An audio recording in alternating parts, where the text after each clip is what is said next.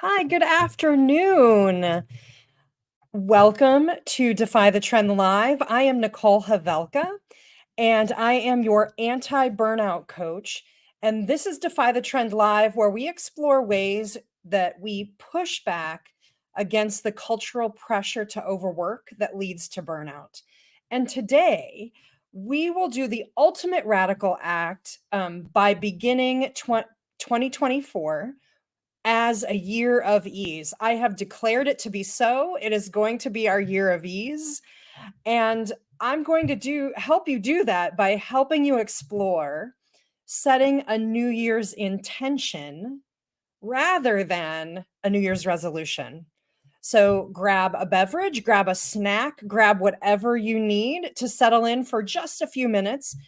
Oh, and grab some paper, pen if you like to do journaling, because we'll do a little bit of that later on so I can help you actually set one of those New Year's intentions.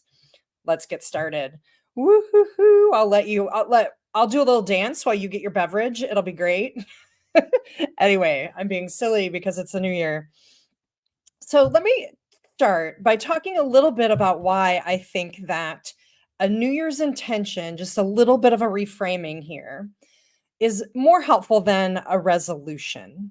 So I actually looked up what resolution means in the dictionary, and it really is like the desire to do something. It's a plan of action.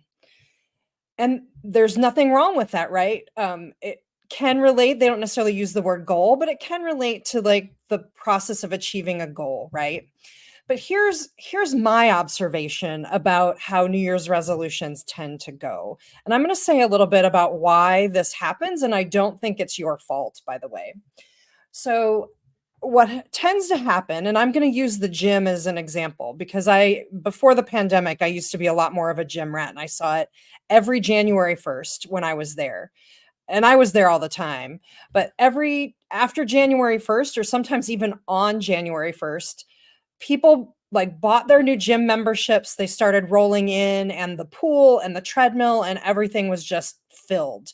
And that didn't ever last much more than 10 days to 2 weeks for most people.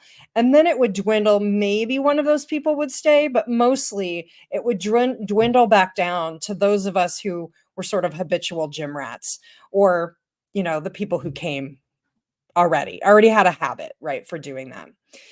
So here's what I think is happening with a resolution often. A resolution, again, tends to be like this goal, and we try to set it for some really big thing because, why do anything small, right? Anyway, so we tend to set it for something really big, like using the gym as an example again. Okay, I'm going to go and I'm going to work out every day, right? Well, in the first 10 to 14 days, inevitably there are days you don't go because, first of all, this is a new habit and it isn't really ingrained for you. And second of all, there are few people who go to the gym every single day. There are some, but mostly not, because it's an impractical goal in a lot of ways, I think, for most people, unless you really have a very clear and set plan about when you're going to go. And then we feel like we failed because we didn't accomplish the big thing right out of the gate. And so we just give up.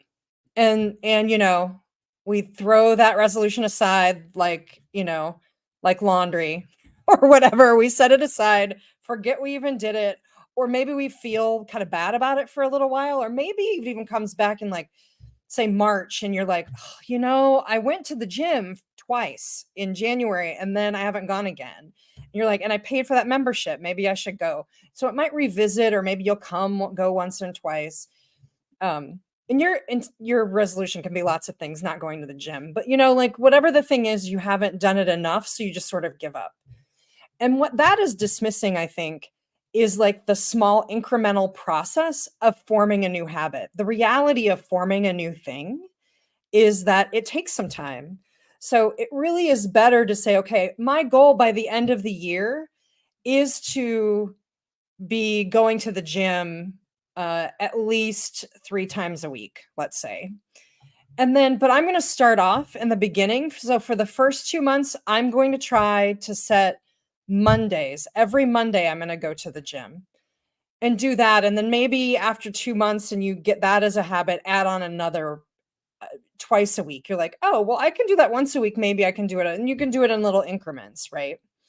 This could be true for, I teach mindfulness. So this is a thing that people try to get frustrated because right away out of the gate, they're not able to sit and do a meditation practice, let's say for 20 minutes. Well, you probably, there's occasionally people who can do that, but mostly people need to start with smaller amounts. So maybe you start with a minute and then do 2 minutes and do three. Once those things become comfortable, maybe by the end of the year, you get yourself comfortable with 20 minutes. And you're doing that 5 times a week, let's say. But you're probably going to need to build it over the course of time rather than saying, oh, I'm going to do all of this right out of the gate. And you're probably not. It's just going to be difficult to do that right away. And for that matter, life is going to interfere. And so you're probably not going to be able to do that forever. So that's sort of my diatribe about resolutions. Let's talk about something I'm far more interested in, which is an intention. And I'm going to guide you through setting your own New Year's intention if that's something that you want to do this year after you hear my argument for intention. So for me, an intention is a word or maybe a 2 or 3 word phrase that helps to sort of guide or steer my year. And so there's 2 ways that I think, an intention can be used, and I don't think you have to choose one or the other, you can do both. So one way is that this is the intention about how I'm going to show up. This is how I wanna show up in the world. And you notice you take it seriously about noticing how you're showing up. Um, and you can say, "Oh, that maybe I need to show up in that way a little bit more. My word this past year was abundance. How am I sharing? How am I showing up in a way that really feels into abundance?" Most of that for me around abundance is internal. So, am I showing up assuming that something good is going to happen, assuming that I'm going to have enough money, assuming that I'm going to have enough, right? Am I assuming that there's enough not just for me but for everyone? That's a way that I have lived into, that's just a way of living into an intention. And one of the ways I remind myself of this is that I'm a big fan of sticky notes. You might be too. I write that word or phrase, if you've chosen a phrase, to and put it on my mirror. I started putting it on the cupboard above, like, kind of where my tea and coffee is. So it's a cupboard I go to a lot. And I see that word every single time I open up that cupboard. And so that will often trigger for me like a moment of reflection. Now I'm not sitting around and journaling about it, but while I'm making coffee or while I'm doing something like that, I'm thinking about, oh, how is this intention showing up? And then secondly, another way of the intention can be used is that you're simply noticing it in the world. So it may not be internal, but you're noticing where that shows up in the world or in your experience in some way. So that's one of the things I like to do too. So you're just simply noticing it. And again, those little sticky notes reminding you of that word or phrase can really help you, um, can really help ground you, can really help remind you to see where that shows up. You could incorporate like a journaling practice at the beginning or probably the end of the day and say, okay, where did that show up? The abundance is my example of that, the word abundance. Welcome. I see folks are coming in and joining us. If you have any questions about setting New Year's resolutions or my ideas about intentions, please drop those into the chat. I would love that. But I'm talking about an intention and why I think it's a really good thing. So again, you can use an intention in 2 ways and you don't have to choose one or the other. You can do both, kind of depending on the day. So you can set your intention. Again, I usually choose a word, or you can choose like 2 or 3 word phrase and see how that's showing up for you during the week, during the day, during the week, during the year. How is that showing up for you? And also as an internal reflection point, how am I showing up in the world in this way? And I'm going to tell you, if you hang out, I'm going to tell you a little bit more about what I was referring to last year's intention for me, which was abundance. I'm going to keep referring to, or I'm going to tell you in a little bit what my intention is for this coming year as well, because I've already done that work. Um, and then here's the other thing that I think is really important about choosing an intention, again, rather than the resolution, which often doesn't go particularly well for us. And again, I explained some reasons for that. And what I think the intention does is push back against too our too goal-oriented culture.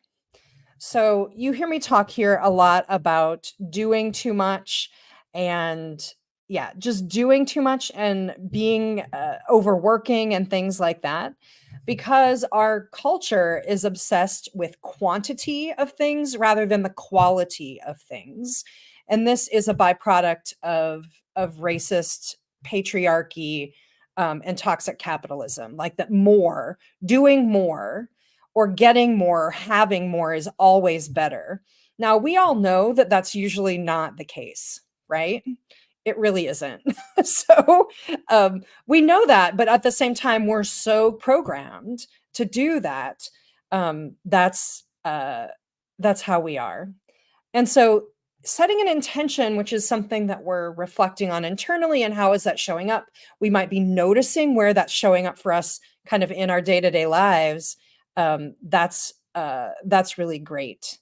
Or that would be a really great thing from excuse me, I lost my train of thought for just a second. Anyway, that's a really good way, I think, of pushing back against that culture that tells us that you must do, and accomplish things, which I think is the key to why resolutions or goals don't work as well because we think that if we haven't done the most of something, and I'm totally guilty of this, if we haven't done the absolute best or most of a goal or thing that we set, we dismiss it. We throw it aside and we feel frustrated. We feel maybe angry with ourselves. We might even feel a little shame for not having done the thing.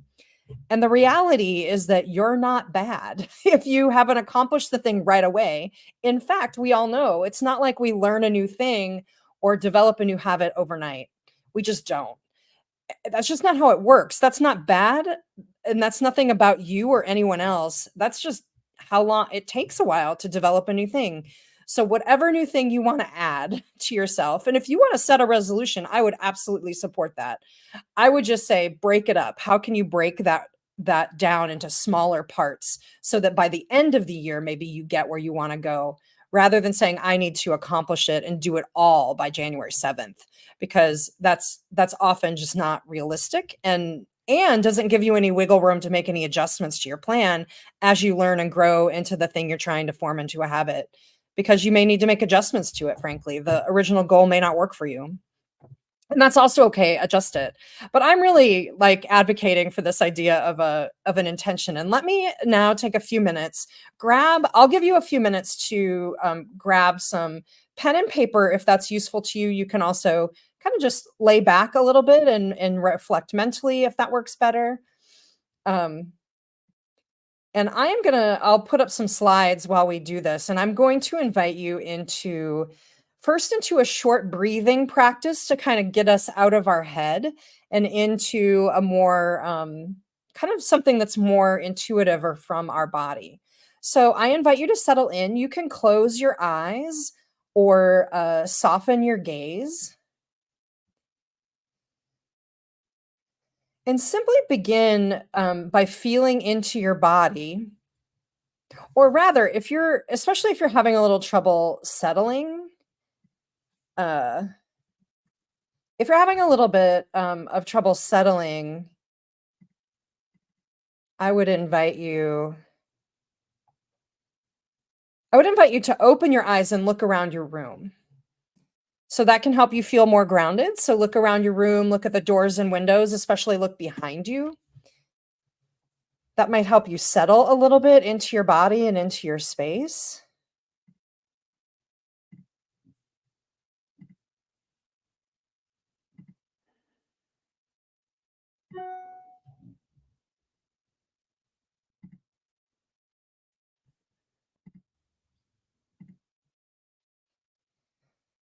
And feel into your breath. Feel into your body being breathed.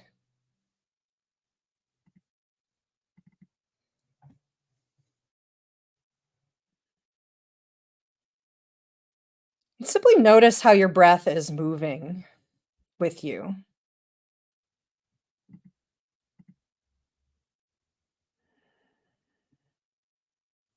How is that feeling? How does your breath feel? That might be uh, um, the rhythm or the texture of the breath. You might begin to notice that one side of the lung fills before the other. You might notice the ways that the muscle and connective tissue and rib cage move. You might particularly feel the movement of the breath in your back bottom rib cage. That's the place where your diaphragm in particular attaches to the rib cage and actually helps the rib cage open and close with each breath.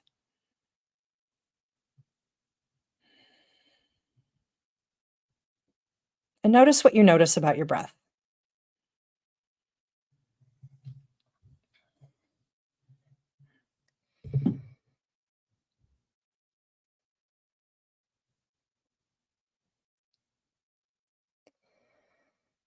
And then continuing with this intentional breath, you can open your eyes if that feels right to you, or if you want to stay with eyes closed or softened gaze while you reflect. I'll read to you. I'm going to put up on the stage here the slides of the questions I'm going to invite you to reflect through in order to get to an intention. Because I've noticed when I do this with folks, which I do with my Defy the Trend anti-burnout community all the time, we do intention setting when we do our calendar planning, which we do quarterly. And I've noticed that sometimes it's hard for people to pick one because they're overwhelmed by a lot of ideas. Now, if that's not you, and if something intentionally came up for you, um, like intentionally came up for you, and you have a word or phrase that's cool, stay with your breath and like just take this moment to chill out a little bit. Maybe even reflect. You can journal a little bit about um, how you would like that quality to be for you. How would you like that intention to show up for you this year? Or maybe some questions you have about that. You can do that. Or if you're one of those people that has like lots of potential ideas and you're having trouble narrowing it, I would suggest doing this. Write down, just brainstorm, no judgment. What qualities do you want this year to have? That's the guiding question I'm giving you. Or simply write down sort of the different ideas that are coming to mind for your intention. But focus that around what qualities do you want this year to have? And I'm going to give you a few seconds to brainstorm that. And you can always come back to this video if you need more time with this. Feel free to come back to these questions another time. You can always write them down in your notebook or your journal and come back. So what qualities do you want this year to have? And brainstorm that.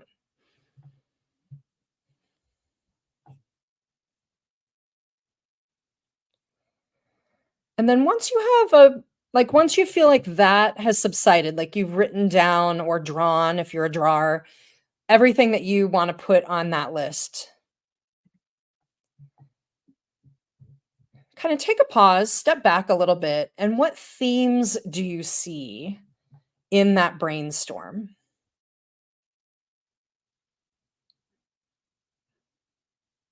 So, are there similar kinds of words that are coming up? Or is there maybe a theme emerging from all of those things that you've written or drawn? Maybe circle them, underline them if that helps. I'll give you a few seconds to do that. Again, for the sake of the live stream, I'm not giving a ton of time. If we were doing this like in one of my coaching sessions, I would give you several minutes to do this. So you can always come back to these and continue to journal for yourself if that's useful. Or simply lay on your couch or your chair, sit in your chair and think about this for a few moments. And then if there's a theme that's emerging, is there one or two, like again, one word or a phrase that you can set as your intention this year?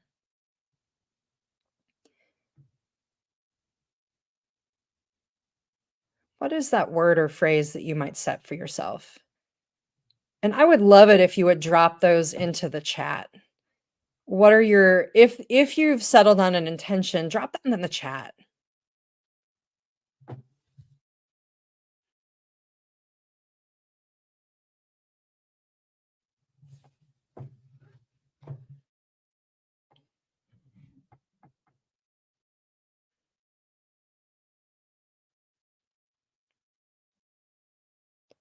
What is your one word or phrase for your intention that you might carry? And again, drop that in the chat. Or if you're hitting any snags or having any questions about this intention thing versus resolution, like drop that into the chat as well. I would love to hear from you.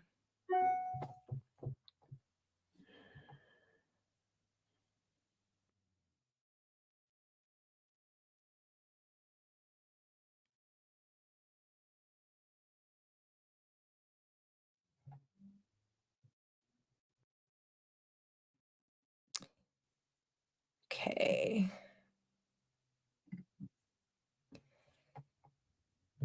And I'm back. I hope that yielded an intention or at least got you a little bit closer to how you want to guide or steer your 2024. I hope that helped a little bit. So I want to say a little bit. I'll just briefly say that my year or my intention for the year is going to be strong or strength. Um, like I said, abundance was my word last year.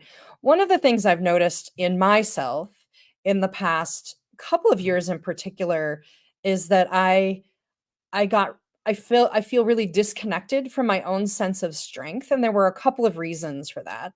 One is that I was and still am starting this business, and like I was saying about goals, like I've learned this the hard way about goals is that first of all, they can be changed.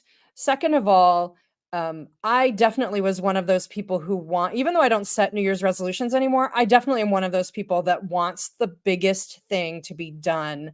The biggest goal I can accomplish, I want it done now. I'm definitely one of those people that goes into these processes with that mindset. One of the things that liberated me so much from that this year that has been made such a difference, I can't even tell you, was embracing what I'm instead of focusing on the goal, instead focusing on what am I learning in the process of accomplishing that goal, for example. So that's been a real game changer for me. But that process, like I spent a lot of time in that other mindset where it was just frustrating me. I wasn't able to do, and the business wasn't growing in the way that I wanted to automatically, which is pretty normal for a new business, frankly. And everyone told me that, but still part of me said, no, I'm different. I should be able to do it really fast. Like something of mine should have been magically taking on or whatever. And I now am really much more comfortable rejecting that. But that sort of spending time in that space really made me feel disconnected from my own sense of power and strength. And then secondly, I mentioned earlier that I used to be a big time gym rat pre-COVID, and I don't do that as much anymore. I used to train for triathlons and do things like that, which was a way that I helped my body. It helped remind my body and mind that I could do hard things. It didn't really matter at the end of the day about the race or things like that, but like for me, being in my body in that way is really helpful for my mental health as much or more as it is for my sort of physical health. So this year, that's part of why I'm going to lean into the word strong, and I'm going to do a little bit of what you were going to do, and I'm going to brainstorm and reflect a little bit more about how I might want to want that to show up this year. Um, I'm really excited about that, honestly. And I'm really excited about this new year, to be really honest with you. Um, I do feel like that these shifts in mindset and everything have been so good for me that I think I'm going to carry that into 2024. And it's going to be, a pretty great year. And I hope yours will be too. So I hope that you drop your intention in the chat. If you didn't quite finish that, first of all, you can spend more time with your intention setting if you want. The process I just explained. I would also, you've been seeing this along the bottom here, scrolling on the bottom. I am hosting in just a few days a New Year's Eve restorative yoga celebration that is available in your own home on Zoom. And if you go ahead and register for that, there are sliding scale tickets available. Um, and tiered pricing available as well. The New Year's Eve restorative yoga I try to make as accessible as possible for as many people as possible. That's one of my core values, and the New Year's Eve yoga is one of the ways that I accomplish making that successful. So go to the bit.ly NYE Yoga 2023. That'll carry you over to my Eventbrite page where you can check that out and register. So that will be again this coming Sunday, December 31st, excuse me, from 1 to 3 Eastern time.